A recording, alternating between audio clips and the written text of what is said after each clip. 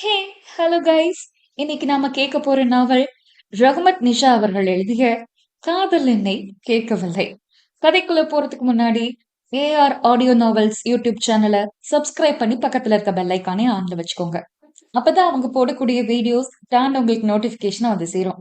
உங்களுக்கு இந்த கதை பிடிச்சிருந்துச்சுன்னா லைக் பண்ணுங்க. உங்க ஃப்ரெண்ட்ஸும் இது மாதிரியான கதைகளை கேட்பாங்கன்னா கண்டிப்பா அவங்களுக்கும் ஷேர் பண்ணி விடுங்க. மறக்காம உங்களுடைய கருத்துக்களை கமெண்ட் பாக்ஸ்ல பதிவு பண்ணுங்க. இப்ப வாங்க கதைக்குள்ள போலாமா? ரகுமத் நிஷா அவர்களின் காதல் என்னை கேட்கவில்லை. இளம் வெயில் இதமாக பூமியில் தழுவிக் கொண்டிருந்த காலை பொழுது. மெல்லிய இதமான வெயிலை உணர்ந்த அனுராதா லேசாக சோம்பல் முறித்துவிட்டு, வா, செம்ம டயர்டா இருக்கு. செல்ஃப் டிரைவ்லாம் நெக்ஸ்ட் டைம் ட்ரை பண்ணக்கூடாது என்று கூறி காரின் கண்ணாடியை இறக்கிவிட்டவள் கண்களை சுருக்கி சூரியனை பார்த்து புன்னகைத்துவிட்டு திரும்பி ரோட்டை பார்த்த அனுராதாவின் காரின் குறுக்கே ஒரு குட்டி நாய் ஓடி வர திடுக்கிட்டு சடன் பிரேக் அடித்து காரை நிறுத்தியவள் அதிர்ந்து தன் நெஞ்சில் கை வைத்து பெருமூச்சை விட்டுவிட்டு மெதுவாக வெளியே எட்டி பார்த்தாள்.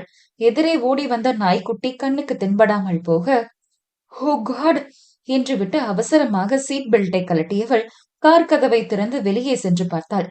அதுவரை டயர் அருகில் ஊர்ந்து கொண்டிருந்த நாய்க்குட்டி அனுராதாவை பார்க்கவும் வாலையாட்டிக் கொண்டு அவள் அருகில் ஓடி வந்தது. அதன் அருகில் அமர்ந்தவள், உனக்கு அடி எதுவும் படலையே என்று நாய்க்குட்டி தலையை வருடி கொடுத்தாள். அது அதற்கும் தனது வாளைதான் ஆட்டியது. ஒன் செகண்ட் என்றவள் எழுந்து தன் காருக்குள் கைவிட்டு ஒரு பிஸ்கெட் பாக்கெட்டை எடுத்து அந்த குட்டி நாய்க்கு மொத்தத்தையும் வைத்துவிட்டு அது பசியில் சாப்பிடுவதை பார்த்து புன்னகைத்துவிட்டு எழுந்து கார் கதவை திறந்தவளுக்கு ஏதோ ஒரு எண்ணம் வர சற்றென்று திரும்பி பெயர் பலகையில் உள்ள குருவையூர் என்று எழுதப்பட்டிருக்கும் கிராமத்து பெயரை வாசிக்கவும் பயத்தில் அவள் இதயம் தாறுமாறாக துடிக்க ஆரம்பித்தது. அவசரமாக காரில் ஏறி வண்டியை ஸ்டார்ட் செய்தவளின் மனம் ஒரு வருடத்திற்கு முன் சென்றது. வாவ், செம்மையா இருக்கு என்று பசுமையான வயல்வெளிகளை புன்னகைத்துக் கொண்டே புகைப்படம் எடுத்துக் கொண்டிருந்தாள் அனுராதா. இந்தாவுல அப்படியே எங்களையும் படம் புடி என்று முரடான ஆணின் குரல் கேட்டு திடுக்கிட்டு திரும்பி பார்த்தாள். முறுக்கு மீசை வைத்து படங்களில் காட்டும் ரவுடி போலவே வேஷ்டி சட்டை அணிந்து மூர்க்கமாக ஒருவனும் அவனுக்கு பக்கத்தில் மேலும் இருவரும் நிற்க அவர்களை பார்த்து மெலிதாக புன்னகைத்தவள், ஹாய், நீங்கெல்லாம் இந்த கிராமம் தானா என்று இயல்பாக கேட்டாள். அவள் கேள்வியை கவனிக்காத முறுக்கு மீசைக்காரன் அவளை உச்சியில் இருந்து உள்ளங்கால் வரை விழிகளால் அளந்தான். அவன் பார்வையின் விஷமம் புரிய முகம் இறுகிய அனுராதா, எஸ்கியூஸ் மீ என்று கூறிவிட்டு அவர்களை கடக்க சென்றவளின் கையை பிடித்தான். அந்த முறுக்கு மீசைக்காரன் சுற்றென்ற கோபம் அவள் உச்சிக்கு ஏற மறுநொடியே ஓங்கி ஒரு அறை அவன் கன்னத்தில் வைத்திருந்தாள் அனுராதா. கன்னத்தில் கை வைத்து ரௌத்திரம் பொங்க அவளை பார்த்து, ஏய், ஏமாலிய கை வைக்கிறியா என்று கத்தியவன் அவளை அறைய வேகமாக கையை ஓங்கினான். அவன் கையை ஓங்கிய வேகத்தில் கண்களை இறுக்கமாக மூடினாள் அனுராதா. ஓங்கியவனின் கரம் அனுராதாவின் கன்னத்தை அடையும் முன் ஒரு வலிய கரம் அவனின் கரத்தை இறுக்கமாக பிடித்து தடுத்திருந்த அந்த கரங்களுக்கு சொந்தக்காரனோ, ஏய், என்ன தனியா நிக்கிற பொம்பளை பிள்ளை கிட்ட பிரச்சனை பண்ணிட்டு இருக்கியா என்று கர்ஜனியாக கேட்க ஒரு ஆணின் குரல் கேட்டு விழிகளை விழித்து பார்த்தாள் அனுராதா. கிராமத்து அழகனாய் ஒருவன் முறுக்கு மீசையின் கரத்தை பிடித்து தடுத்து வைத்திருந்தான். இது என்ன ஓ ஊர்னு நினைச்சியா? எங்க ஊரு, நாங்க என்ன வேணா பண்ணுவோம் என்றான் முறுக்கு மீசைக்காரன் அடாவடியாக. என் ஊர்ல மட்டும் இல்ல, எந்த ஊர்ல தப்பு நடந்தாலும் நான் தட்டி கேட்பேன் என்றான் அந்த அழகன். அப்படியா? அதையும் பார்க்கலாம். ஒண்ணு பண்ணுவோமா? பேசாம இந்த வருஷம் ஊர் திருவிழால தள்ளுபடி பண்ண சிலம்பாட்டயத்தை பந்தயமா வச்சுப்போமா? நான் ஜெயிச்சா அந்த உள்ள எனக்கு, நீ ஜெயிச்சா நீ எடுத்துக்கோ என்றான் முறுக்கு மீசைக்காரன் ஏதோ அனுராதா அவன் பொருள் போல. ஏய் மூர்த்தி, என்ன பேசுற? சாவடிச்சிருவேன் என்று விரல் நீட்டி எச்சரித்தான் அந்த அழகன். ஏன் தோத்துருவோமோன்னு பயமோ? அந்த பயத்துல தானே இந்த வருஷம் நம்ம ரெண்டு ஊருக்கும் நடுவுல சிலம்பாட்டம் நடக்க கூடாதுன்னு எங்க ஐயா கூட சேர்ந்து பேசி முன்கூட்டியே ஒப்பந்தம் போட்ட என்றான் மூர்த்தி ஆதங்கமாக. ரெண்டு ஊருக்கும் மனஸ்தாபம் வர்றதுக்கு காரணம் ஒவ்வொரு வருஷமும் சிலம்பாட்டத்துல எங்க ஊர் மட்டுமே ஜெயிக்கிறதுதான்னு ஒப்பந்தம் போட்டோம். அது உனக்கும் நல்லாவே தெரியும் என்றான் அவன். தெரியும் தெரியும். நாங்க சிலம்பாட்டத்துல ஜெயிக்க கடுமையா முயற்சி பண்றோம்னு தெரிஞ்சுக்கிட்டு எங்க தோத்துருவோமோன்னு பயந்து நீ பண்ண எல்லா வேலையும் எங்களுக்கு நல்லாவே தெரியும். அப்படி எதுவும் இல்லைன்னா நிரூபிக்க வேண்டியது தானே என்று நக்கலான தோரணையில் கேட்டான் மூர்த்தி. பிரச்சனை வேணான்னு விலகி விலகி போனா ஏன்டா விட மாட்டேங்கிற என்று கேட்டான் அவன். அப்படி விலகி போறவன் நாங்க என்ன பண்ணாலும் கண்டுக்காம அந்த பிள்ளைய விட்டுட்டு கிளம்பு என்றான் மூர்த்தி. ஏய், ஒரு பொம்பளை பிள்ளைய பிரச்சனையில விட்டுட்டு போற அளவுக்கு நான் ஒன்னும் கோல கிடையாது என்று எகிரிக்கொண்டு கூறினான் அவன். பாருடா தலைவரோட ரோஷத்தை, அப்ப என்ன ஜெயிச்சுட்டு அந்த பிள்ளைய கூட்டிட்டு போ என்றான். உன்னெல்லாம் திருத்தவே முடியாது என்றவன் ஒற்றை காலை தூக்கி தரையை தொட்டு கொண்டிருக்கும் வேஷ்டியை பிடித்து கட்டினான். அவனையே பார்த்து கொண்டிருந்த அனுராதாவுக்கு உள்ளுக்குள் மின்னல் வெட்டியது போல் ஏதோ ஒரு சிலிர்ப்பு நொடி பொழுதில் உருவாகி அடங்கியது. சற்றென்று தன் தலையை குலுக்கி தன்னை சமாளித்தாள் அவள். தனது சட்டையின் கையை மடக்கிவிட்டவன் ஒற்றை கையை நீட்டி சைகை செய்தான். மூர்த்தியின் அல்லக்கையில் ஒருவன் சிலம்பத்தை தூக்கி எறிய அதை லாவகமாக கையில் பிடித்தவன் ஒற்றை கையிலேயே சிலம்பத்தை சுற்றினான். சற்றென்று அனுராதா மனதில் ஏதோ பொறித்தட்ட தனது கையில் இருந்த மொபைலில் வீடியோ ஆன் செய்து அவன் சிலம்பம் சுற்றுவதை பதிய ஆரம்பித்தாள். தானும் சளைத்தவன் இல்லை என்று மூர்த்தியும் சிலம்பத்தை சுற்றி கொண்டே அவனை தாக்க ஆரம்பித்தான். ஆனால் சிறிது நேரம் கூட மூர்த்தியால் அவனுடன் போராட முடியவில்லை. துவண்டு போய் தரையில் விழுந்த மூர்த்தி முன் குச்சியை நீட்டியவன், தொலைச்சிருவன் ஜாக்கிரதை என்று மூச்சு வாங்க கூறிவிட்டு அனுராதாவை நோக்கி வந்தவன், வாங்க போலாம் என்றான். அவள் சரி என்று தலையை சேர்த்துவிட்டு அவன் பின்னே சென்றாள். ஜீப்பின் கதவை அவளுக்கு திறந்துவிட்டு தானும் ஏறி அமர்ந்து கொண்டான். அவள் ஏறியதுதான் தாமதம். ஜீப்பை ஸ்டார்ட் செய்து கிளம்பியவன், எங்க போகணும் என்று கேட்டான். ஜமீன்தார் வீட்டுக்கு என்றாள். வெறுட்டென்று அவளை திரும்பி பார்த்தவன், எந்த ஜமீன்தார் என்று ஒற்றை புருவம் உயர்த்தி கேட்டான். அவன் ஒற்றை புருவம் உயர்த்திய அழகை ரசித்தவள் மனமோ, என்ன இவன் என்ன பண்ணால் அழகா இருக்கு என்று நினைத்துக் கொண்டிருந்த நேரத்தில் அவள் முன் சொடக்கு போட்டவன், எந்த ஜமீன்தார்னு கேட்டான் என்று மறுபடியும் கேள்வியை அழுத்தி கேட்டான். சற்றென்று சுய நினைவுக்கு வந்தவள், அது இந்த ஊர் தலைவர் வெற்றிமாறன் வீடு, உங்களுக்கு தெரியாதா என்று கேட்டாள். வெற்றிமாறன் இந்த ஊர் தலைவர் கிடையாது, ஜீவநதி கிராமத்து தலைவன் என்றான் அவன். அப்படியா, அப்ப நான் தான் ஒரு கிராமத்துல இருந்து இன்னொரு கிராமத்துக்கு நடந்தே வந்துட்டனோ என்று தனக்குத்தானே கேட்டுக்கொண்டவள், whatever, anyways nice to meet you, I'm Anuradha என்று அவன் முன் கையை நீட்டினாள் அனுராதா. வெளியை மட்டும் அவள் புறம் திருப்பி பார்த்துவிட்டு, என்று மட்டும் கூறினான். என்று தனது நெற்றியில் ஒரு போடு போட்டுக் கொண்டவள், சாரி சாரி சாரி, வழக்க தோசத்துல சொல்லிட்டேன், என்னோட பேரு அனுராதா என்று மறுபடியும் கையை நீட்டினாள். அதற்கும் அதே முறைப்புதான் அவனிடமிருந்து வந்தது. லேசாக தோலை குலுக்கிவிட்டு கையை எடுத்துக்கொண்டவள், சூப்பரா சிலம்ப சுத்துறீங்க, சான்ஸே இல்ல, எனக்கும் கத்து தரீங்களா என்று கேட்டாள். விழிகளாலே அவளை மேலும் கீழும் பார்த்தவன், என்ன விஷயமா ஜீவநதி வந்திருக்கீங்க என்று கேட்டான். ஐயோ, என்னங்க இப்படி கேக்குறீங்க, நாளைக்கு மறுநாள் இங்க ஊர் திருவிழா இருக்கு, உங்களுக்கு தெரியாதா, 18 பட்டியும் வருமா, டேட் சொன்னாரு, அதான் அதை பார்க்க நானும் என்னோட ஃப்ரெண்ட்ஸும் வந்திருக்கோம் என்றாள் ஆர்வமாக. அவங்கெல்லாம் எங்க என்று கேட்டான். அவங்கெல்லாம் வெற்றிமாறன் கெஸ்ட் ஹவுஸ்ல இருக்காங்க என்றாள். அப்புறம் ஏன் நீங்க மட்டும் தனியா வந்தீங்க, இந்த ஊர்ல விளக்கு வச்சதுக்கு அப்புறம் பொண்ணுங்க வெளியில தனியா நடமாடக்கூடாதுன்னு தெரியாதா என்று கேட்டான். நான் ஒரு 5 o'clockலாம் என்றவள் என்று தலையில் அடித்துவிட்டு, ஒரு 5 மணிக்கே கிளம்பி சின்ன வாக்கிங் வந்தேன், இந்த ஊர் இவ்ளோ அழகா இருக்கதை பார்த்து கால் போன போக்குல நேரம் போனதே தெரியல என்றாள். இதுவே கடைசியா இருக்கட்டும் என்று கட்டளையாக அவனிடமிருந்து பதில் வந்தது. நீங்க சிரிக்கவே மாட்டீங்களா என்று அவனை கூர்மையாக பார்த்து கொண்டே அனுராதா கேட்க, கொஞ்ச நேரம் அமைதியா வரலாமே என்றான் அவன். அது ரொம்ப கஷ்டம், நீங்க அமைதியா வாங்க, நான் மட்டும் ஏதாவது பேசிட்டே வரேன் என்றவள். நீங்க சிரிச்சா செம்மையா இருக்கும், கொஞ்சம் ட்ரை பண்ணி பாருங்களேன் என்றாள் சிரித்துக்கொண்டே. தனது தலையை இடவலமாக ஆட்டிவிட்டு வண்டியை ஓட்டுவதில் மட்டும் கவனமானான். சடன் பிரேக் அடித்து வண்டியை நிறுத்த ஏதேதோ கதையடித்துக் கொண்டு வந்தவள் திடுக்கிட்டு திரும்பி அவனை பார்த்து, என்னாச்சு என்று கேட்டாள். நீங்க சொன்ன இடம் வந்துருச்சு என்றான். திரும்பி பார்த்தாள். ஜமீன்தார் வீடு வந்திருந்தது. தேங்க்யூ சோ மச் என்று புன்னகைத்துவிட்டு ஜீப்பில் இருந்து இறங்கினாள்.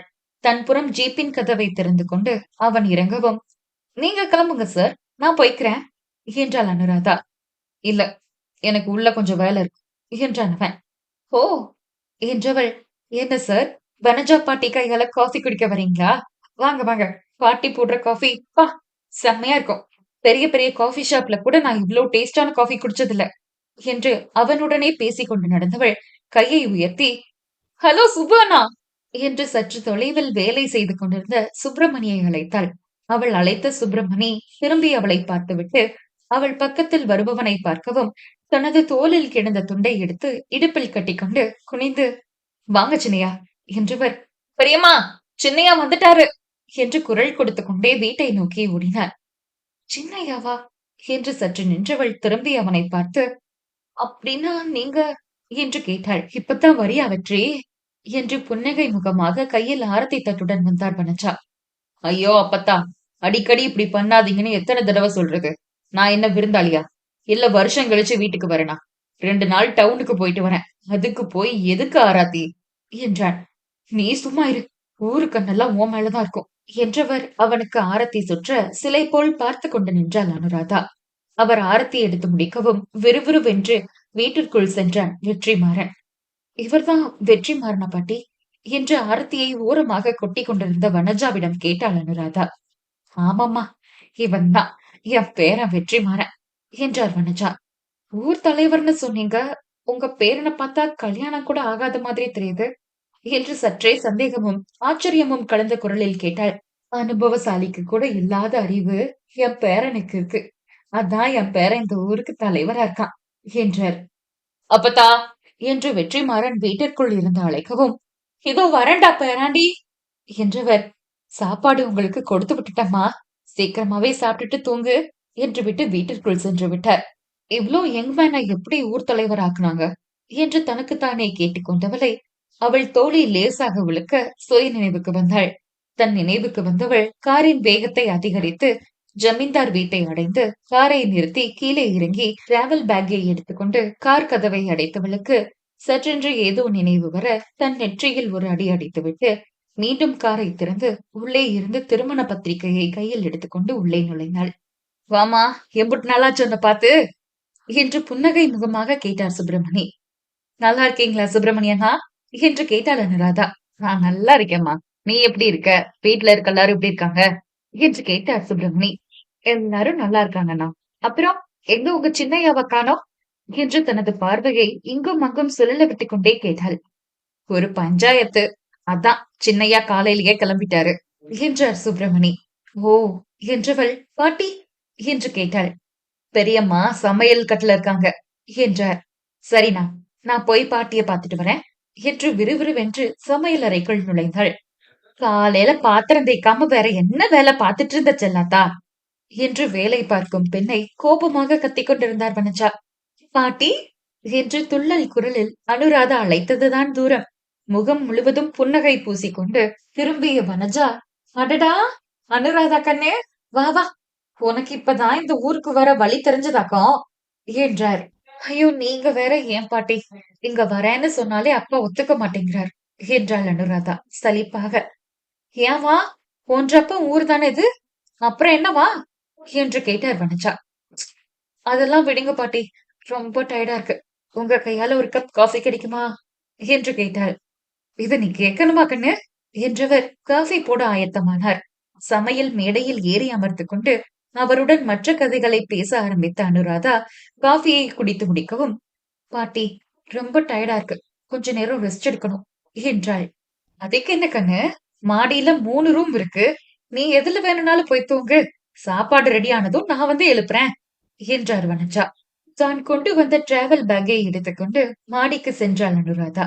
மாடியை அடையவும் முதலில் இருக்கும் அறைக்குள் நுழைந்தவள் தனது டிராவல் பேக்கை புத்தென்று கீழே போட்டவள் கையில் இருக்கும் பத்திரிகையை டேபிளில் வைத்தாள். முதலில் குளிக்க நினைத்து தனது பேக்கை கலைத்து ஒரு துணியை எடுத்தவளுக்கு அப்போதுதான் வனஜா பாட்டியிடம் தான் இங்கு வந்த விஷயத்தை கூறாமல் வந்தது நினைவிற்கு வந்தது. கையில் இருந்த துணியை அப்படியே போட்டுவிட்டு, அச்சோ இது மறந்துட்டேனே என்று பத்திரிகையை கையில் எடுத்தவள், இப்ப மணி என்ன ஆகுது என்று வாச்சை விழிகளால் அந்த அறையில் தேடியவளின் கண்களில் பட்டது வெற்றிமாறனின் ஆள் உயர புகைப்படம். அவனை பார்க்கவுமே விழி விரித்தவள், அப்படின்னா இது அந்த ஹிட்லர் ரூமோ என்று சுற்றும் முற்றும் பார்த்தவள் மறுபடியும் அவன் புகைப்படத்தை பார்த்து, ஒரு போட்டோவுக்கு கூட சிரிக்க மாட்டீங்களா சார்? உங்களை கட்டிக்க போறவ எப்படிதான் உங்க கூட வாழ போறாளோ என்றவள் அவன் புகைப்படத்திற்கு அருகில் இருக்கும் வாட்சை பார்த்தாள். மணி அதிகாலை 6:40 ஆகி கொண்டிருந்தது.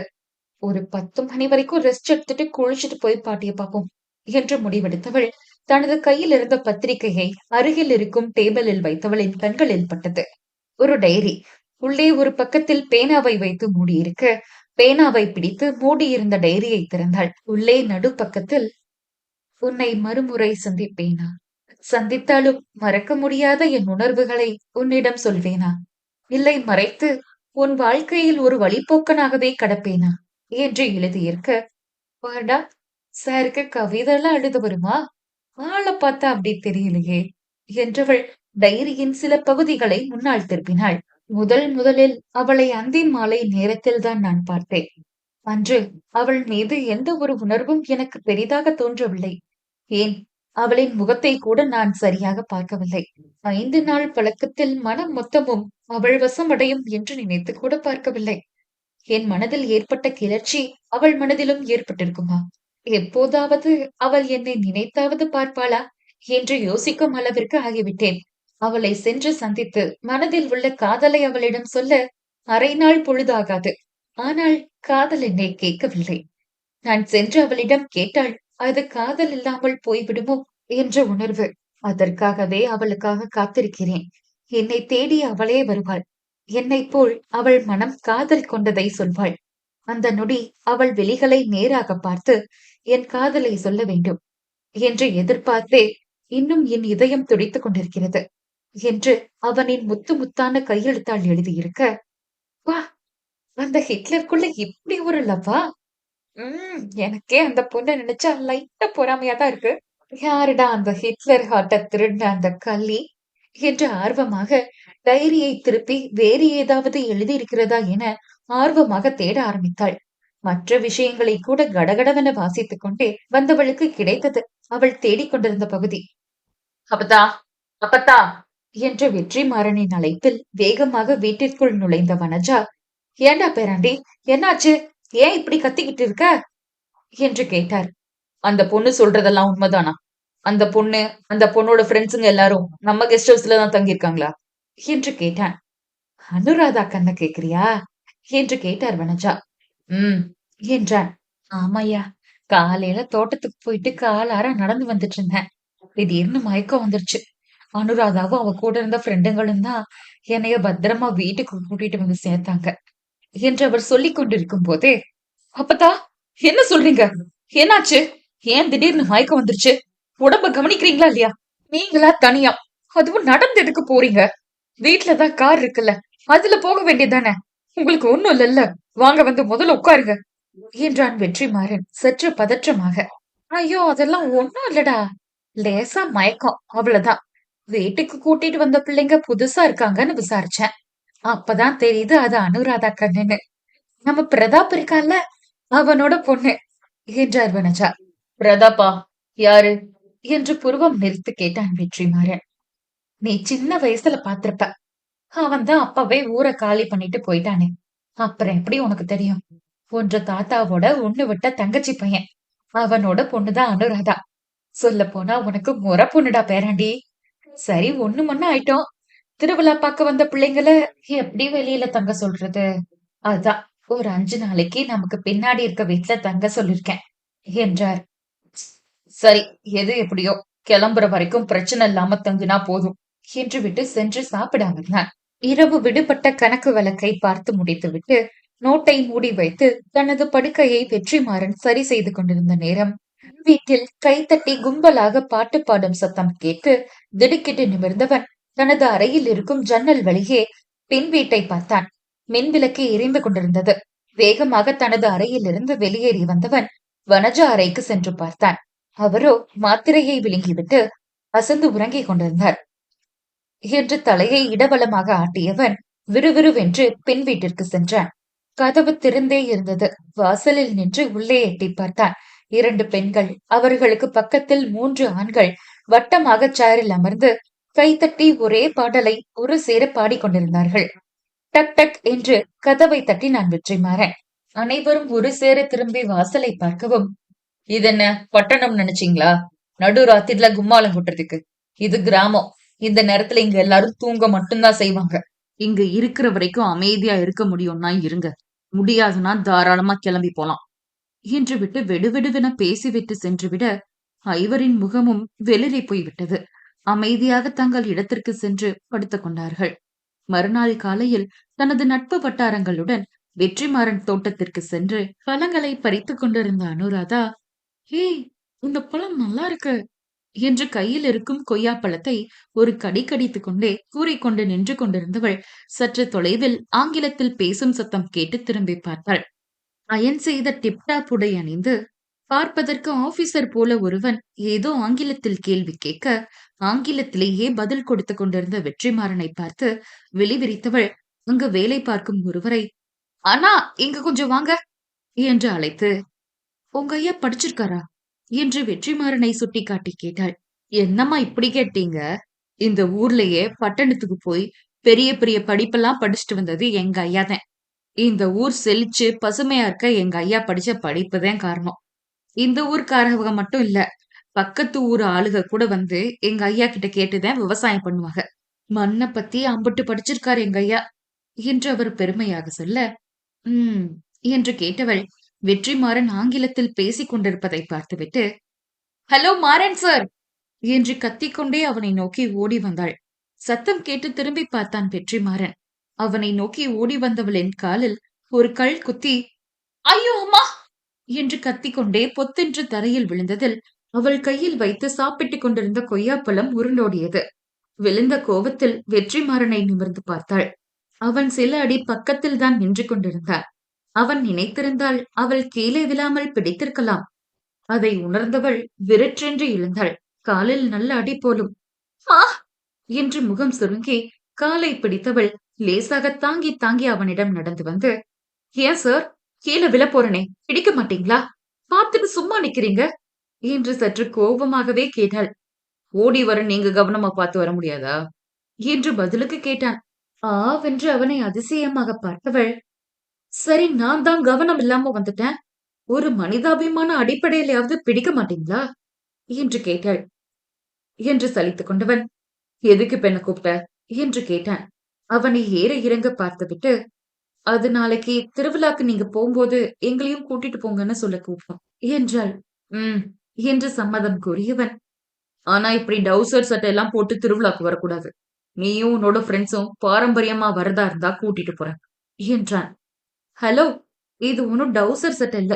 திஸ் இஸ்" என்று அவள் ஆரம்பிக்கும் போதே, "போதும்" என்று கை நீட்டியவன் எதுவும் சொல்லாமல் விறுவிறுவென்று சென்று விட்டான்.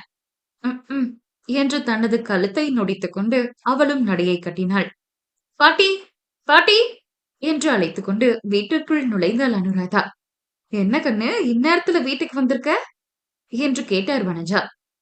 "இந்த நேரத்துல தானே பாட்டி உங்க பேரன் வீட்டுல இருக்க மாட்டாரு, அதான் இந்த நேரத்துல வந்தேன்" என்று சிரித்துக் கொண்டே கூறினாள் அனுராதா. "ஏன் கண்ணு, ஏன் பேராண்டி இருந்தா என்ன உனக்கு? நீ பாட்டுக்கு வீட்டுக்கு எப்ப வேணாலும் வா" என்றார் வனஜா.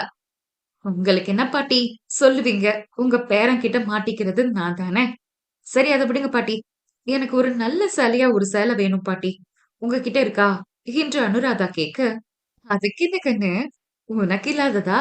வீட்ல நிறைய சேலை இருக்கு, வா" என்று அவர் ஒரு அறைக்கு அழைத்து சென்று ஒரு கபோர்டை திறந்தார். சேலைகளின் வரிசைகளை பார்த்த அனுராதா, "வாவ், செம்ம செம்ம கலெக்ஷன்ஸா இருக்கு. யாரோடது பாட்டி?" என்று கேட்டுக்கொண்டே ஒரு சேலையை எடுத்து தன் மீது வைத்து பார்த்தாள். "வசுந்தராவோடது" என்று சோர்ந்த குரலில் கூறினார் வனஜா. "வசுந்தராவா? யார் பாட்டி?" என்று கேட்டுக்கொண்டு வேறொரு சேலையை எடுத்து தன் மீது வைத்தாள். "என்னோட மருமக, வெற்றியோட அம்மா" என்றார். "அச்சோ, ஹிட்லரோட அம்மாவா?" என்று தனக்குள் நினைத்தவள், "அப்ப அவங்களுக்கு தெரிஞ்சா திட்டுவாங்களே பாட்டி" என்று ஒரு சிறு மிரட்சியுடன் கேட்டாள் அனுராதா. "ஹம்" என்று ஒருவித விரக்சி புன்னகை சிந்தியவர், "அவ இருந்தாதானம்மா திட்டுறதுக்கு" என்றார். "அப்ப சரி, அவங்களுக்கு தெரியாம ஒரு சேலையை எடுத்துக்கிறேன். அவங்க திரும்பி வரதுக்குள்ள திரும்பி கொண்டு வந்து வச்சிடுறேன்" என்றாள். "அதெல்லாம் வேணாம் கண்ணு, உனக்கு பிடிச்சத நீ எடுத்துக்கோ" என்றார் வனஜா. "ஆன்ட்டிக்கு தெரிஞ்சா திட்டுவாங்களே பாட்டி" என்று கேட்டாள். "அதெல்லாம் நான் பாத்துக்கிறேன் கண்ணு, நீ உனக்கு பிடிச்சதை எடுத்துக்கோ" என்றார். பல சேலைகளை கிளறி பார்த்தவளுக்கு ஒரு சேலை பிடித்து போக அதை கையில் எடுத்தவள், "பாட்டி, இது நல்லா இருக்கு, இதை நான் எடுத்துக்கிறேன்" என்று புன்னகை முகமாக ஒரு சேலையை தன் மீது வைத்து காட்டி கேட்டாள். அவள் எடுத்த சேலையை பார்த்த வனஜாவோ, திகைத்து விட்டார். அந்த சேலையை மட்டும் அவளுக்கு கொடுக்க முடியாது என்று கூற தயக்கமாகி போனது அவருக்கு. அவர் எதுவும் சொல்லாமல் நிற்க, சரி பாட்டி, டைம் ஆயிடுச்சு, நான் கிளம்புறேன் என்று அந்த சேலையை எடுத்துக்கொண்டு கிளம்பினாள். வாசலில் வைத்திருக்கும் செடிகள் வாடி இருப்பதை கையில் பிடித்து பார்த்த வெற்றிமாறன், செந்திலனா என்று குரல் கொடுக்க, தனது தோளில் கிடந்த துண்டை எடுத்து இடுப்பில் கட்டிக்கொண்டு, சொல்லுங்க தம்பி என்று பணிவுடன் ஓடி வந்தார் செந்தில். ஏன் செடியெல்லாம் வாடி இருக்கு? தினமும் சரியா தண்ணி விடுறீங்கல்ல என்று கேட்டான். தினமும் காலையிலயும் சாயந்தரமும் தண்ணி விடுறேன் தம்பி என்றார். அப்புறம் ஏன் செடி வாடி இருக்கு என்று நினைத்தவன், அண்ணா நீங்க குடவுன்ல வெள்ள மூட்டையில இருக்கிற உரம் ஒரு கை அள்ளிட்டு வாங்க. இவன் செடி பக்கத்தில் அமர்ந்து லேசாக மண்ணை நகர்த்தி விட்டான். புது செடி நட போறீங்களா என்று அனுராதாவின் குரல் கேட்டு திரும்பி பார்த்தவன், இல்ல, செடிக்கு உரம் போட போறேன் என்றான். ஓ என்றவள் அவன் அருகில் அமர்ந்தாள். நீ என்ன பண்ற என்று கேட்டான். செடிக்கு எப்படி உரம் போடுறதுன்னு பார்க்க போறேன் என்று அவள் சொல்லிக் கொண்டிருக்கும் போதே, இந்தாங்க தம்பி என்று உரத்தை ஒரு தட்டையில் அள்ளி வந்து கொடுத்தார் செந்தில். கொடுங்கன என்று வாங்கியவன் உரத்தை செடியை சுற்றி தூவி விட்டான். மண்ணுக்குள்ள போட மாட்டீங்களா என்று கேட்டாள். இல்ல, இது இப்படி போட்டா போதும், 2 நாள்ல செடி பழையபடி நல்லாயிடும் என்றவன் சுற்றி தண்ணீர் விட்டு விட்டு எழுந்தான். அவளும் எழ அவள் தலை அவன் நாடியில் இடிக்க, என்று தலையை தேய்த்து கொண்டே நகர்ந்தவள், அதுக்குள்ள ஏன் சார் எழுந்தீங்க என்று கேட்டாள். என்று அவன் முறைப்பாய் பார்க்கவும், என்று விட்டு திரும்பி அவள் கையில் இருந்த சேலையை அப்போதுதான் பார்த்தான் வெற்றிமாறன். இந்தாப்புல நில்லு என்று அவனின் குரல் கேட்கவும் அப்படியே திரும்பி அவனை பார்த்தாள். இந்த சேலை என்று அவளின் கையில் இருக்கும் தன் தாயின் சேலையை சுட்டி காட்டி கேட்டான். ஓ இதுவா? இது எனக்கு பாட்டி கொடுத்தாங்க. நீங்க தானே சார் குர்த்தி ஜீன்ஸ் போட்டுட்டு திருவிழாக்கு வரக்கூடாதுன்னு சொன்னீங்க. அதான் பாட்டி கிட்ட சாரி கேட்டேன், அவங்கதான் கொடுத்தாங்க. நீங்க டென்ஷன் ஆகாதீங்க, இததான் கட்டிட்டு நான் திருவிழாக்கு வருவேன் என்றாள். வெளிவிரித்து அவளை ஆக்ரோஷ பார்வை பார்த்தவன் விரட்டென்று வீட்டை நோக்கி சென்றான். வெறுமனே 2 தோள்களையும் குலுக்கிவிட்டு கெஸ்ட் ஹவுஸ் சென்றவள் சேலையை டேபிளில் வைத்துவிட்டு தனது நட்பு வட்டாரங்களை தேடி சென்றாள். அப்பத்தா, அப்பத்தா என்று வெற்றிமாறன் கத்த மாட்டு தொழுவத்தில் இருந்த வனஜாவிற்கு கேட்கவில்லை. வேலை முடிந்து வனஜா கூடத்திற்கு வர அங்கு கோபத்தில் லாவிக் கொண்டிருந்த வெற்றிமாறன் வனஜாவை பார்க்கவும், என்ன காரியம் பண்ணி வச்சிருக்கீங்க அப்பத்தா? யார கேட்டு நம்ம பரம்பரை சாலையா அந்த பிள்ளைக்கு கொடுத்தீங்க என்று கோபமாக கேட்டான் வெற்றிமாறன். கத்தாதடா, அந்த புள்ள காதுல விழுந்துற போகுது என்றார் வனஜா. கத்தாம என்ன பண்ண சொல்றீங்க? அந்த சேலைய பத்தி எல்லாம் தெரிஞ்ச நீங்களே இப்படி பண்ணும்போதுதான் எனக்கு இன்னும் கோபம் வருது என்றான். அது நம்ம பரம்பரை சேலை. இந்த வீட்டுக்கு மருமகளா வர்ற பொண்ணுக்கு அந்த சேலையை கொடுக்க போறோம். உன்னோட அம்மாவுக்கு அப்புறம் இது நீ கட்டிக்கிற போற பொண்ணுக்கு தான் கொடுக்கணும். ஆனா அனுராதா கண்ணு அந்த சேலைய புடிச்சிருக்கு, எடுத்துக்கிறேன்னு சொன்னப்ப எனக்கு மறுத்து பேச மனசு வரல. அந்த பிள்ளை திருவிழாவுக்கு மட்டும் அந்த சேலையை கட்டிக்கிறட்டும், அப்புறம் உண்மைய சொல்லி அந்த சேலைய வாங்கிடுறேன் என்றார் வனஜா. கொடுத்த பொருளை திருப்பி கேக்குறது நம்ம வழக்கம் இல்ல அப்பத்தா. ஆனா அந்த பிள்ளை கிட்ட விடுற பொருள் அது இல்ல. அந்த சேலை எனக்கு எவ்வளவு உயர்வானதுன்னு பட்டணத்துல பிறந்த அந்த பிள்ளைக்கு எப்படி தெரியும்? எதையும் பயன்படுத்தி தூக்கி போட மட்டும்தான் அந்த பிள்ளைக்கு தெரியும் என்றவனின் பேச்சு வாசலில் நின்று இவர்கள் பேச்சை கேட்டு திகைத்து வெளிவிரித்துக் கொண்டிருந்த அனுராதாவை பார்த்து நின்றது. வீட்டின் மின்விளக்குகள் திடீரென்று வெட்ட ஆரம்பித்து மூவரும் மின்விளக்கை பார்த்து கொண்டு நின்றிருந்த சமயம், ஃபயர், ஃபயர், சம்படி ஹெல்ப் என்று அனுராதாவின் நட்பு வட்டாரங்கள் அலற சத்தம் கேட்டு திகைத்த மூவரும் வேகமாக சத்தம் வரும் திசையை நோக்கி விரைந்தார்கள். கெஸ்ட் ஹவுஸ் தீப்பற்றி எரிந்து கொண்டிருக்க, செந்திலண்ணா மோட்டாரை போட்டு விடுங்க என்று கத்தினான் வெற்றிமாறன். தம்பி கரண்ட் போர்டு வெடிச்சிருச்சு என்று அவர் கூறவும், எப்படி என்று கேட்டவன், சரி அதை விடுங்க, சீக்கிரம் வீட்டுல வேலை பார்க்கிற எல்லாரையும் தண்ணி எடுத்துட்டு வர சொல்லுங்க என்று அவன் சொல்லிக் கொண்டிருக்கும் போதே, அனு, ஏ அனு போகாத, வேணா வந்துடு என்று அனுராதாவின் நட்பு வட்டாரங்கள் கத்த திடுக்கிட்டு திரும்பினான் வெற்றிமாறன். எரிந்து கொண்டிருக்கும் வீட்டிற்குள் குனிந்து தாவி உள்ளே ஓடிக்கொண்டிருந்தாள் அனுராதா. ஏய் என்று கத்திக்கொண்டே உள்ளே செல்ல அவன் எத்தனித்த நேரம் பணசட்டம் ஒன்று எரிந்த நிலையில் முன் விழுந்தது. விரட்டென்று பின் நகர்ந்தவன், சீக்கிரம் தண்ணி எடுத்துட்டு வாங்க என்று கத்தினான். வேலை பார்ப்பவர் வாளியில் தண்ணீர் அள்ளி கொண்டு வர அதை வாங்கி வேகமாக ஊற்றினான். சுற்றி வேலை பார்ப்பவர்களும் வேகமாக தண்ணீரை ஊற்ற நெருப்பின் தாக்கம் குறைய ஆரம்பித்தது.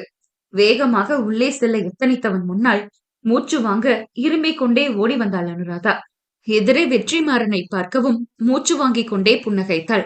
அப்படியே ஒன்னு ஓங்கி வச்சன்னா என்று அவளை அறைய ஓங்கியவன் தனது கரத்தை அப்படியே நிறுத்திவிட்டு, அறிவில்ல, தீப்பிடிச்சு எரிஞ்சிட்டு இருக்கு, நீ பாட்டுக்கு உள்ள போற, ஏதாவது ஒண்ணு கணக்க ஒண்ணு ஆயிருந்தா உங்க வீட்டுக்கு யார் பதில் சொல்றது, சொல்லு, அப்படி எதுக்கு உள்ள ஓடுன என்று எகிரிக்கொண்டு கேட்டான் வெற்றிமாறன். மூச்சு வாங்கிக் கொண்டே அவனை அவள் பார்த்து கொண்டிருக்க, உன்கிட்டதான் என்று ஆரம்பித்தவன் அவள் கையில் இருக்கும் தனது தாயின் சேலையை பார்த்தவன் அப்படியே பேச்சை விழுங்கிவிட்டு அவளை விழிவிரித்து திகைத்து பார்க்க, அவன் முன் அவன் தாயின் சேலையை நீட்டி மூச்சு வாங்கிக் கொண்டே, எனக்கும் எமோஷன்ஸ் ஃபீலிங்ஸ் எல்லாம் இருக்கு சார் என்றவள் அதற்கு மேல் நிற்க திராணியற்று பொத்தென்று மயங்கி அவன் நெஞ்சிலேயே சரிந்தாள்.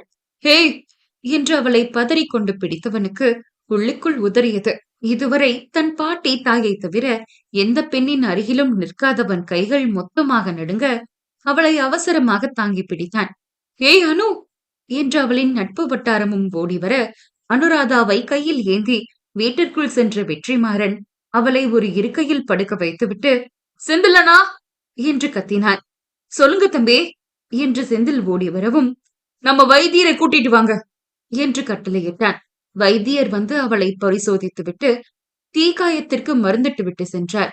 அனுராதாவும் அவளின் நட்பு வட்டாரமும் வெற்றிமாறன் வீட்டிலேயேதான் தங்கினர். காலையில் திருவிழாவை தலைமை தாங்க கிளம்பி தனது அறையில் இருந்து வெளியே வந்தான் வெற்றிமாறன். என்ன பேராண்டி, கிளம்பிட்டியா என்று ஒரு செம்பில் தண்ணீர் எடுத்து வந்து அவன் முன் நீட்டினார் வனஜா. தண்ணீரை வாங்கி அவன் தொண்டைக்குள் சரித்து கொண்டிருக்கும் போது, ஹே சுகந்தி, நிர்மல் கிட்ட போனை கொடுக்காத, அவன் சரியாவே வீடியோ எடுக்க மாட்டான், நீயே எடுடி என்று கூறிக்கொண்டிருக்கும் அனுராதாவின் குரல் காதல் ஒலிக்கவுமே சற்றென்று திரும்பி பார்த்தான் வெற்றிமாறன். ஓகே பாய் என்று அனுராதாவின் நட்பு வட்டாரங்கள் அவளுக்கு கை காட்டி விட்டு செல்வதை பார்த்து கொண்டிருந்தவளிடம், நீ வரலையா என்று வெற்றிமாறனின் குரல் கேட்டு திரும்பி அவனை பார்த்தவள் மெலிதாக புன்னகைத்துக் கொண்டே இல்ல என்று தலையசைத்தாள். அவளின் முகத்தை பார்க்கவுமே நேற்று அவள் தன் நெஞ்சில் மயங்கி சரியவும் ஏற்பட்ட அதே உதறல் தொற்ற ஒரு நொடி திணறியவன் சரி என்று தலையை மட்டும் அசைத்துவிட்டு அங்கிருந்து கடந்து செல்ல எத்தனித்தவனை, ஹலோ சார், ஒரு நிமிஷம் என்றாள். சற்றென்று நின்றவன் திரும்பி அவளை பார்த்தான். அது உங்க ஷர்ட்ல ஏதோ கரப்பட்டிருக்கு, வேற ஷர்ட் மாத்திட்டு போங்க, இப்படியே போனா நல்லா இருக்காது என்றாள். குனிந்து தனது சட்டையை பார்த்தான்.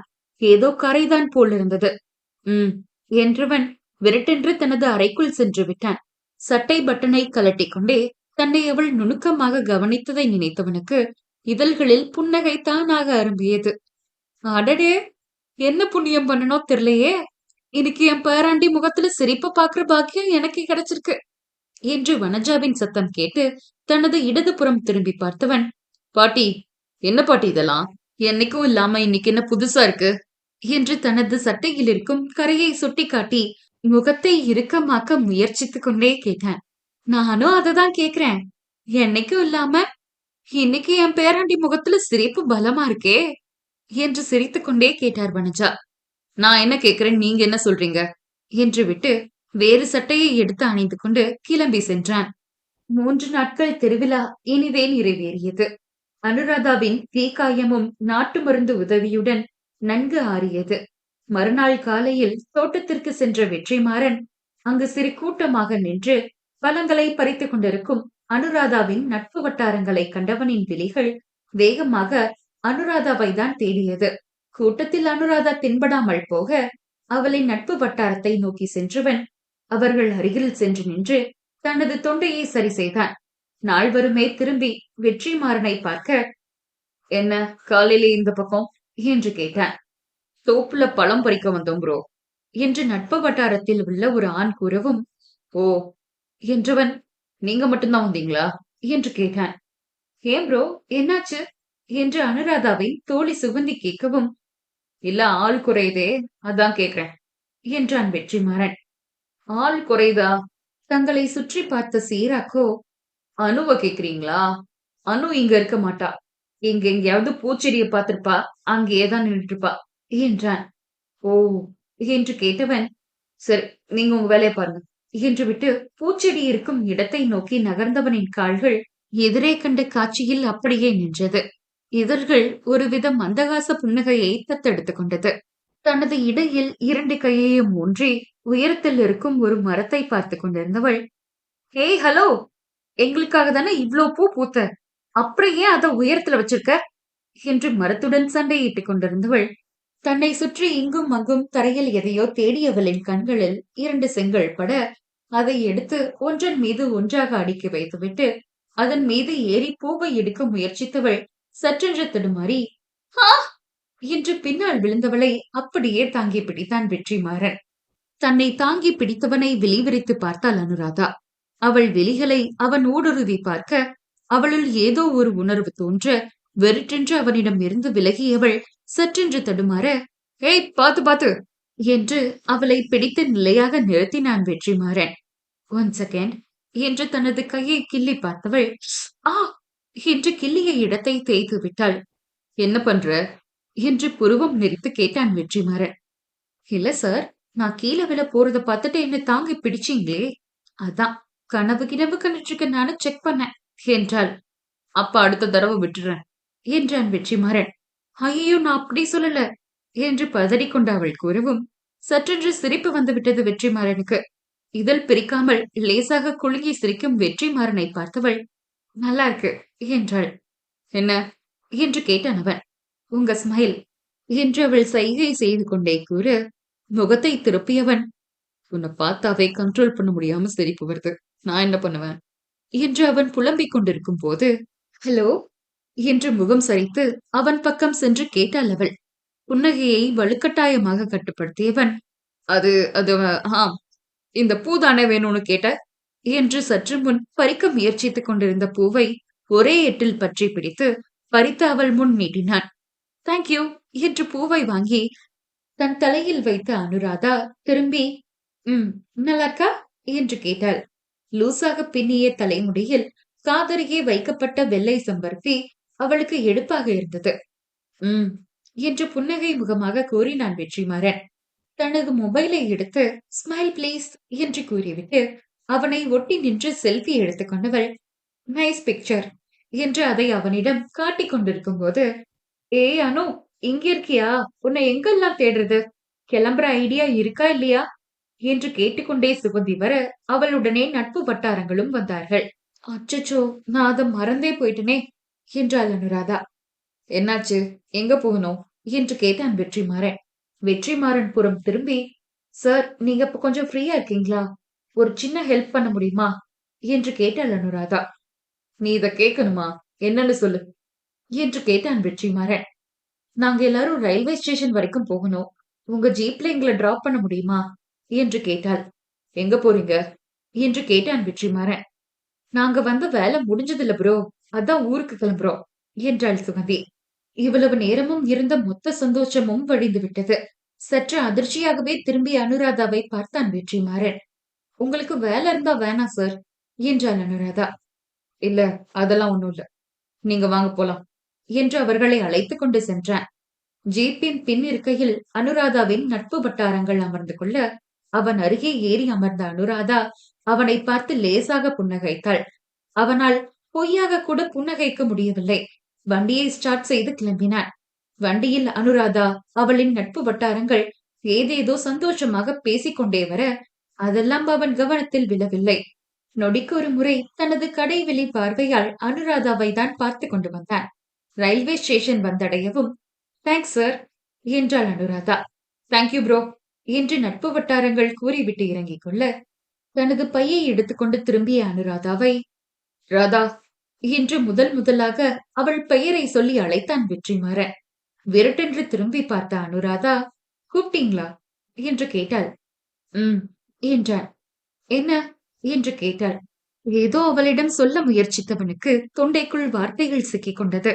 மூச்சடைத்த சில வினாடி அவளையே பார்த்து கொண்டிருந்தான் அவன்.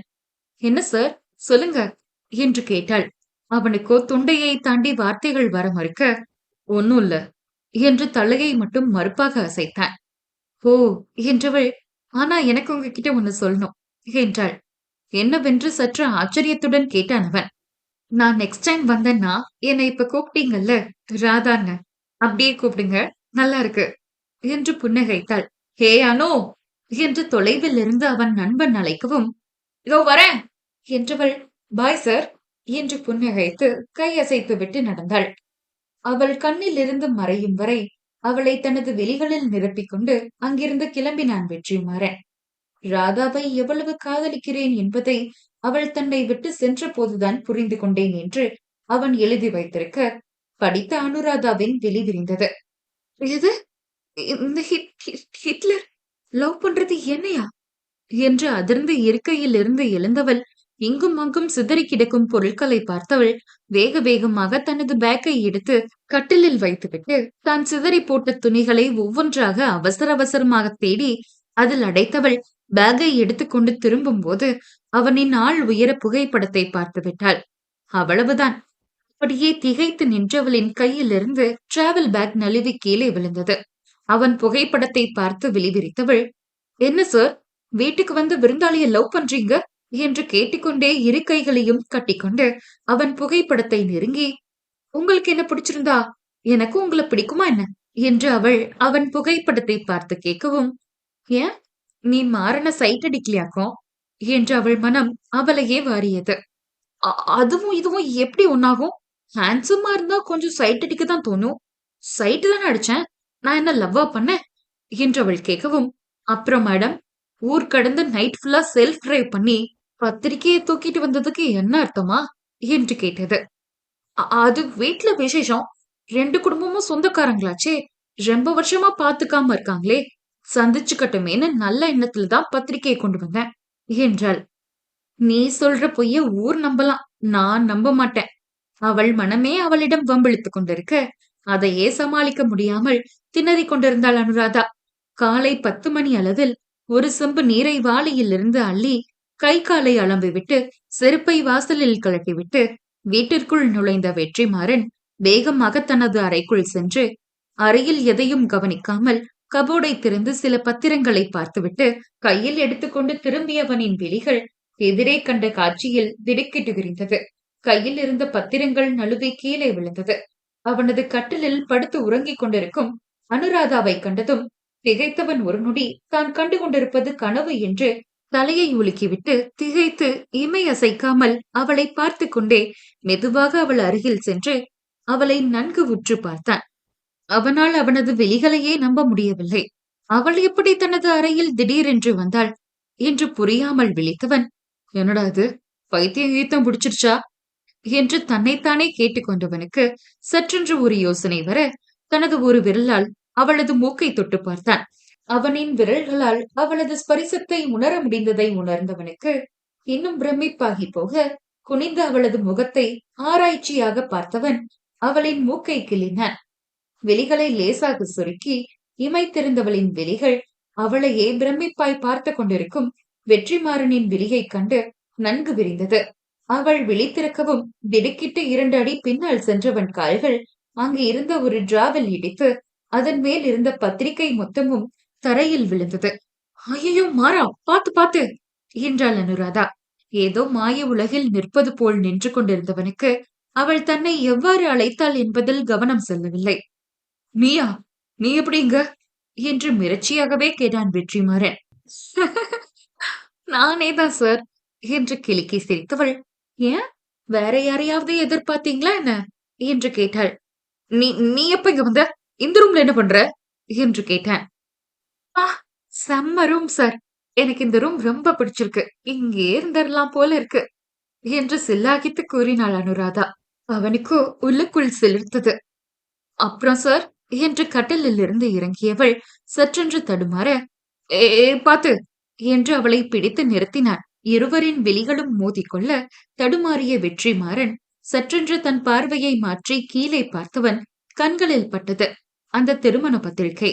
அதில் மணமகன் ஜெயமோகன், மணமகள் அனுராதா என்று பெயரை பார்த்தவனின் விழிகள் விரிந்தது.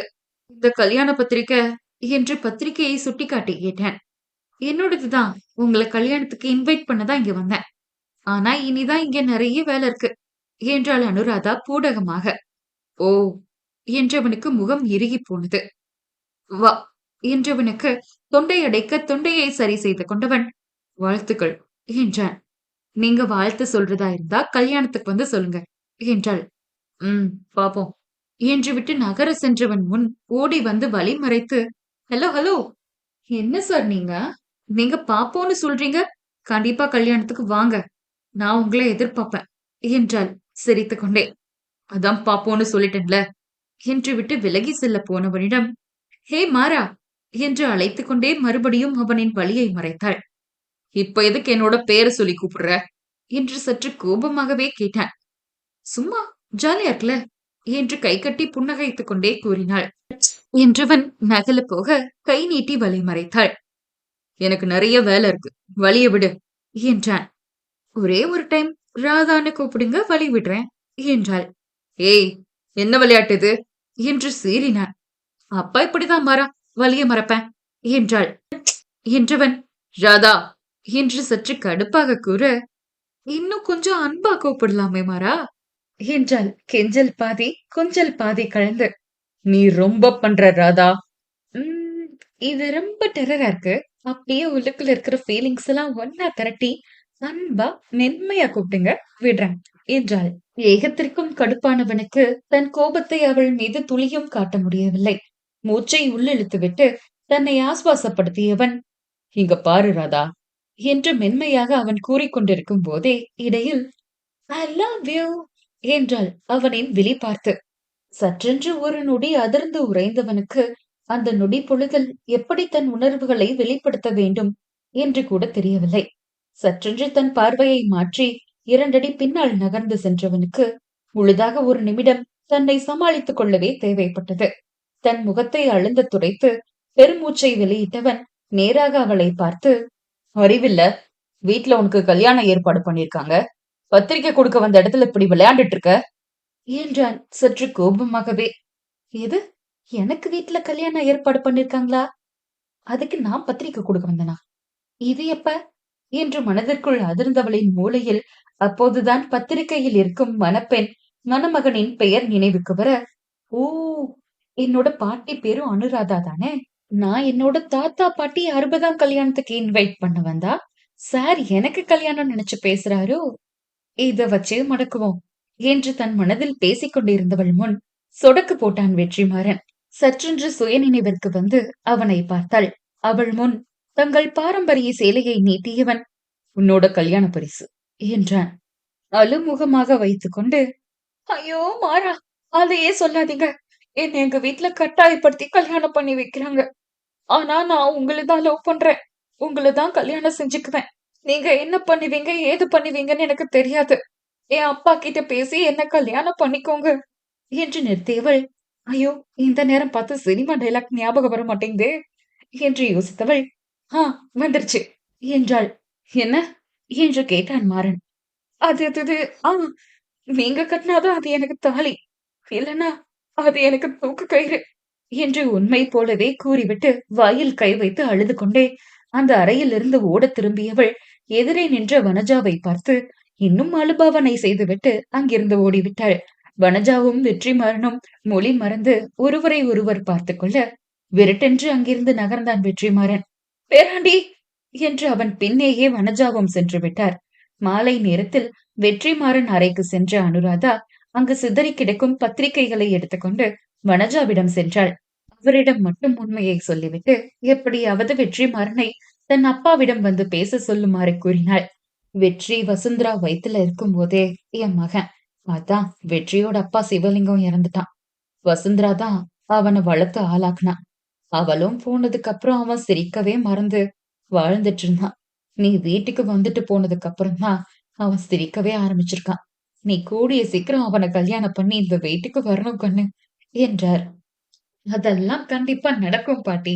நீங்க உங்க பேரனை என் அப்பா கிட்ட வந்து பேச சொல்லுங்க, மத்ததெல்லாம் நான் பாத்துக்கிறேன் என்று அவரிடம் நம்பிக்கை கூறிவிட்டு அங்கிருந்து சென்றாள்.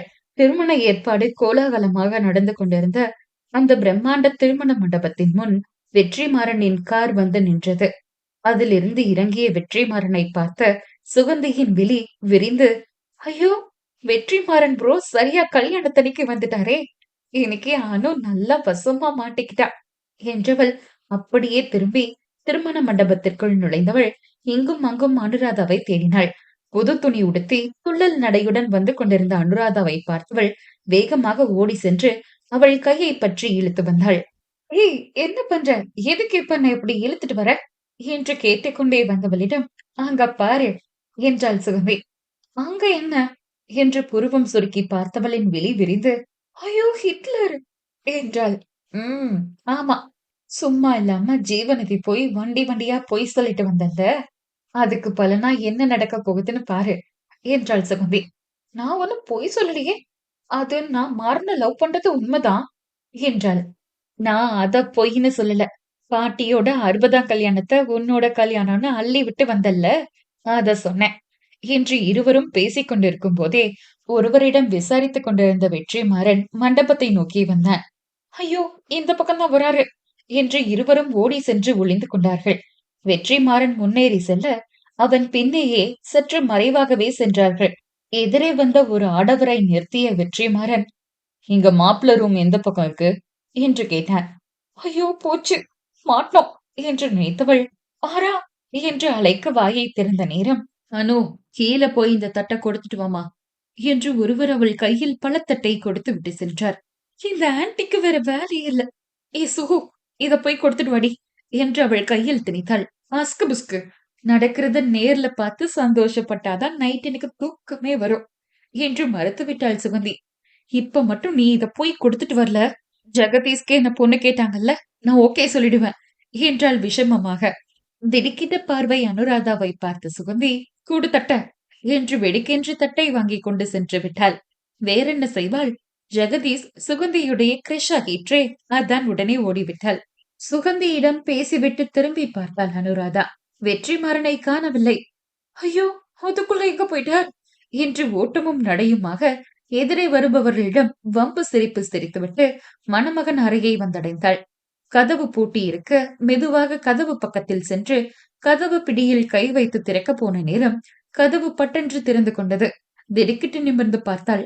அவளை பார்க்கவும் மென்புன்னகை சிந்திய ஜெயமோகன் காதில் வைத்திருக்கும் மொபைலில் ஏதோ பேசிக்கொண்டே அந்த அறையில் இருந்து செல்ல, சந்தேகமாக தனது தாத்தாவை பார்த்துவிட்டு அறை கதவை திறந்து மெதுவாக ஆமை நடை போட்டு உள்ளே சென்றவள் இங்கும் அங்கும் பார்த்தாள். டப் என்று கதவு அடைக்கும் சத்தம் கேட்டு திடுக்கிட்டு திரும்பி பார்த்தாள் அனுராதா. வெற்றிமாறன் கதவு பக்கத்தில் நின்று கொண்டிருந்தான். அவனை பார்க்கவுமே கருவிழிகளை இடவலமாக உருட்டி, ஹே என்று இழித்தவள், வெளியே யாரோ கூப்பிடுற மாதிரி இருக்கு என்றாள். எனக்கு கேட்கலையே என்றவன் ஒற்றை காலை உயர்த்தி தனது வேஷ்டியை தூக்கி கட்டி கொண்டான். சற்றென்று அவள் மனதில் இருந்த பயம் நீங்க, இங்க பாருங்க மரன், உங்க கேள்வியெல்லாம் ஒரு 5 நிமிஷம் கழிச்சு கேளுங்க. நான் ஒரு 5 மினிட்ஸ் உங்களை கொஞ்சம் சைட் அடிச்சுக்கிறேன் என்றாள். கண்களில் ரசனை மின்ன. அவள் வார்த்தையில் உணர்வுகளுக்குள் மெல்லிய அழகான பூகம்பம் ஏற்பட்டாலும் அதை காட்டிக்கொள்ளாமல், ஏன் இப்படி பண்ண என்று தீவிரமாகவே கேட்டுக்கொண்டே மெதுவாக அவளை நெருங்கினான். ஐயோ, அடிச்சு விடுறதுக்கு கூட எந்த பொய்யும் தோண மாட்டேங்குதே என்று தனது விரலில் நெகத்தை கடித்து யோசித்துக் கொண்டே ஒவ்வொரு அடியாக பின்னால் சென்றவளுக்கு சுவர் தட்டுப்பட அப்படியே நின்றவள் அருகில் வெற்றிமாறன் வரவும் சற்றென்று வலப்புறம் ஓட எத்தனித்தாள். வலப்புற சுவற்றில் கை வைத்து தடுத்தான் வெற்றிமாறன். விருட்டென்று இடப்புறம் ஓட எத்தனித்தாள். இடப்புறமும் கை வைத்து தடுத்தவன் மறுபடியும், ஏன் இப்படி பண்ண என்றான் அவள் விழியை ஊடுருவி பார்த்து கொண்டே. அவன் அருகாமையில் அவனிடம் வம்பு வளர்க்கும் ஆசை அவளுக்குள் எழ, அது சும்மா விளையாட்டுக்கு பண்ண என்றாள். இறுகிய முகத்துடன், அப்போ எல்லாமே விளையாட்டா என்று கேட்டவன் சற்றென்று அவளை விட்டு விலகினான். ஏன், என்னாச்சு, நல்லாதானே போயிட்டு இருந்துச்சு என்று மனதில் நினைத்துக் கொண்டே அவனை புரியாமல் பார்த்தாள் அனுராதா. அவளை அங்கிருந்து போகும்படி சைகை மட்டும் செய்தான் வெற்றிமாறன். ஏன், என்னாச்சு என்று சந்தேக முகத்துடன் அவனை பார்த்து கேட்டாள் அனுராதா. அவன் அவள் முகத்தை கூட பார்க்கவில்லை, எங்கோ பார்த்து கொண்டு, அதான் எல்லாமே விளையாட்டுக்குன்னு சொல்லிட்டல என்றான். அப்போதுதான் அவனின் பாராமுகத்திற்கு காரணம் அவளுக்கு புரிய, ஓ என்று தனது மனதில் சொல்லிக் கொண்டவள், என்ன சார், நான் உங்களை தேடி வந்தா என்கிட்ட லவ்வ சொல்றதா எழுதியிருந்தீங்க, இப்ப என்னன்னா என்ன பார்க்க கூட மாட்டேங்கிறீங்க என்று கேட்டாள். அது என்று ஏதோ சொல்ல திரும்பியவன் சற்றென்று தான் கூற வந்த வார்த்தையை நிறுத்திவிட்டு அதிர்ந்த குரலில், அது எப்படி உனக்கு தெரியும் என்று கேட்டான். அவசரப்பட்டு உளறியது அவளுக்கு புரிய ஒற்றை விழியை மூடி தன் நாக்கை கடித்தவள் ஹிஹி என்று அவனை பார்த்து இழித்து வைத்தாள். சொல்லு, எப்படி தெரியும்? அது என் அப்பத்தாவுக்கு கூட தெரியாது. அப்புறம் எப்படி உனக்கு தெரிஞ்சது என்று கேட்டான். அது அது நான் சொன்னா நீங்க கோவப்படக்கூடாது என்று கேட்டாள். முதல்ல சொல்லு என்றான். கோவப்பட மாட்டேன்னு சொல்லுங்க என்றாள். சரி, கோவப்பட மாட்டேன் என்றான் அழுத்தமாக. அது அது உங்க உங்க பர்சனல் டைரியில தான் படிச்சேன் என்றாள். வெளிவிரித்து அவளை பார்த்தவனுக்கு ஒரு நொடி அதை எப்படி எடுத்துக்கொள்வது என்று யோசிக்க தோன்றாமல் உறைந்து நின்றான். அவனின் விழி பார்த்து, என்ன சார், இப்பவாவது சொல்லுவீங்களா என்று கண்களில் குறும்பு மின்ன கேட்டாள். அவனுக்கோ மூச்சு முட்டியது. இதுவரை இப்படி ஒரு தருணத்தை அவன் சந்தித்ததே இல்லை. அவள் அவனின் பர்சனல் டைரியை எடுத்து படித்து தவறு செய்திருக்கிறாள். ஆனால் அவள் அவன் கண்ணை பார்த்து தைரியமாக நிற்கிறாள். அவனுக்கோ ஏதோ தான் தவறு செய்து பிடிப்பட்ட உணர்வு வந்தது. சற்றென்று தன்னை சுதாகரித்துக் கொண்டு எங்கும் அங்கும் பார்த்தவன், அது அது நான் சங்கடமாக நெற்றியை தேய்த்துவிட்டு இறுக தன் விழி மூடி திறந்தவன் அவள் புறம் திரும்பி அவளின் விழியை பார்த்தவன், ஆமா, நான் உன்னை காதலிக்கிறேன் என்று அவன் கூறி முடிக்க அவனின் ஆறடியும் அதிர்ந்தது. காரணம், அடுத்த நொடியே அவனை இறுக்கமாக அணைத்து, நானும் உங்களை காதலிக்கிறேன், I love you, I love you, I love you so much Maara என்றாள். ஹே, என்ன பண்ற? கல்யாணத்துக்கு முன்னாடி இதெல்லாம் தப்பு என்று அவனோ அவளின் திடீர் அணைப்பில் விக்கித்து நெளிந்தான். டேய் பிரதாப், அம்மாடி உமா என்று அனுராதாவின் தாய் தந்தை பெயரை சொல்லி ஜெயமோகன் அழைக்கும் சத்தம் கேட்டு வெற்றிமாறனை அணைத்து பிடித்திருந்த அனுராதா விலகி தன் தாத்தாவை பார்த்தாள். அடுத்தும் இந்த கல்யாண மண்டபத்தையே புக் பண்ணிடுங்க, எங்கேஜ் ஆயிட போகுது என்று கூறிக்கொண்டே அவர் அங்கிருந்து சென்று விட்டார். அனுராதா எப்படி என்று புருவம் உயர்த்தி கேட்க வெற்றிமாறனோ ஆச்சரியமாக அவளை பார்த்தான். என்ன? அவள் ஜீவநதியில் இருந்து வந்த அடுத்த நொடியே தனது வீட்டில் வெற்றிமாறனை விரும்புவதாக கூறினாள். அதற்கு அவள் தாய் உமா எதிர்ப்பு தெரிவிக்க அழுது உண்ணாவிரதம் இருந்து அனைவரையும் சம்மதிக்க வைத்தல்லவா இருக்கிறாள். இப்ப நான் உங்களை ஹக் பண்ணலாம்ல என்று கேட்டவள், இது எதுக்கு நான் உங்ககிட்ட கேட்கணும்?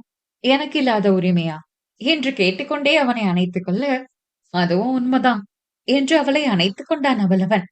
சுபம், இதுவரையில் நீங்கள் கேட்டுக்கொண்டிருந்தது ரகுமத் நிஷா அவர்களின் காதல் என்னை கேட்கவில்லை. கதை பிடிச்சிருந்துச்சுன்னா லைக் பண்ணுங்க. உங்க ஃப்ரெண்ட்ஸும் இது மாதிரியான ஆடியோ நாவல்ஸ் கேட்பாங்கன்னா கண்டிப்பா அவங்களுக்கும் ஷேர் பண்ணி விடுங்க.